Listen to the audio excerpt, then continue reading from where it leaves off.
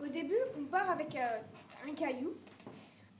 Donc au début, on voit seulement deux cailloux comme ça, un caillou derrière et un caillou qui signifierait la porte. Et 10 minutes après, on se retrouve avec une ville. Et c'est vrai que c'est assez étonnant, c'est bien fait, c'est bien, on va dire, calculé. Et c'est ça qui est étonnant. Et je pense que tout le monde, j'ai entendu les gens faire waouh. Donc moi aussi, j'ai fait waouh. Je l'avoue. C'est marrant, mais on se reconnaît aussi en même temps un peu. C'est tout cela que le Papalagi appelle une ville. Création dont il est très fier. Ça nous fait un peu penser comme dans les films où on voit des grands immeubles. Parce que vous nous avez montré des pierres avec des trous carrés. Donc ça nous fait penser à une ville. Et ils découvrent des nouvelles choses, ils découvrent ce que nous on sait maintenant. Par exemple, moi je viens de savoir comment est-ce qu'on appelle l'argent, les chaussures et tout ça. Et ça fait bizarre. Et aussi, j'ai remarqué que, en fait, ce que je trouve étonnant, c'est qu'il n'y a pas du tout de décor. Avec seulement une table et des pierres, bah, on arrive bien à reconstituer le décor. Alors, franchement, chapeau. Sa hutte ressemble à un coffre en pierre debout. En fait, on a l'impression que vous nous apprenez quelque chose, alors qu'en fait, on est étonnés, mais en fait, c'est nous qui vivons toujours dans ça et tout ça. Et vous dites d'une autre manière, et on se rend compte qu'en fait, c'est nous qui sommes bizarres un peu. On découvre pas qu'on est bizarre, c'est les autres, ceux qui n'ont pas tout ce qu'on a, ils pensent que nous, on est bizarre, mais nous, c'est l'inverse. On pense que ceux qui n'ont pas, par exemple, la monnaie, ou les supermarchés et les bâtiments, on pense qu'ils sont bizarres parce qu'ils ne sont pas civilisés. Aussi, sinon, ce que ça veut dire, c'est que nous, on vit avec beaucoup de choses, enfin avec des immeubles, tout ça, alors qu'en fait, on peut être sur... parce que dans les rues, il y a beaucoup de bâtiments, il y a tout ça, il y a des animaux et tout, alors qu'en fait, on peut être sur une île, tranquille, avec des bananes et tout. Voilà. Mais c'est exactement ça. Oui, on est comme ça. Voilà, il est 6h30, vous allez rentrer tous dans vos boîtes. Ding dong! Un cri résonne. Faisons venir la famille.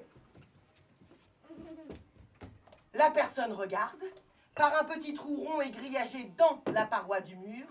C'est qui? S'il s'agit d'un ennemi, dans ce cas, elle n'ouvre pas. Mais quand elle reconnaît l'ami, elle détache aussitôt le grand bâton de bois qui est solidement enchaîné et le tire à elle pour que l'ami puisse entrer par la fente dans la hutte proprement dite. La façon dont elle raconte comme nous on vit, on n'a pas l'air, comment dire, c'est pas comme si, j'arrive pas à croire que nous on vit comme ça dans des petits trous, dans des cases, la façon, on pense que c'est quelqu'un d'autre, que nous on vit pas comme ça, que nous on est, comment dire, plus civilisés. On pense que c'est des personnes d'une autre civilisation, d'une autre... Nous, dans notre monde, quand on voit les civilisations très lointaines, on trouve que c'est bizarre que des gens habitent dans de la paille, dans des bouts de bâton. Et donc là, en fait, c'est carrément l'inverse. C'est ceux qui habitent là qui trouvent ça bizarre d'habiter dans des pierres, avec des meubles, des personnes qui parlent dans un carré. Moi, ce que j'aime bien, c'est qu'à travers le chef des Samoans, l'occidental fait son autocritique. Ouais, exact. Quand il y a les personnes dans la rue et tout ça, même si c'est pas des personnages vivants, on les a bien vus car ils sont représentés par des cailloux, mais c'est des personnages. Les hommes ne font que courir de ci, de là, par-ci, par-là. Ils conduisent aussi des véhicules ou vont à cheval dans tous les sens. Ce qui est surtout caricatural, c'est le professeur. Il est calme, il raconte, et puis après il se croit, il vit l'histoire, donc il délire un peu, et puis après il revient au naturel en fait. Un coffre plein de cases et de trous. Et on ne peut entrer et sortir de la coquille dure qu'en se glissant par un seul endroit. Le Papalagi appelle cet endroit l'entrée quand il entre dans la hutte et la sortie quand il en sort.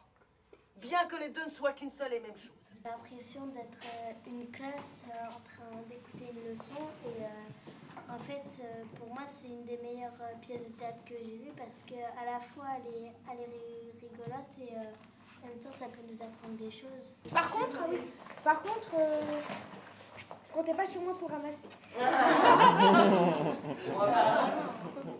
Monsieur, il n'y a pas des balais En tout cas, merci beaucoup. Bah, merci à vous. Merci. Et puis on se retrouve en janvier.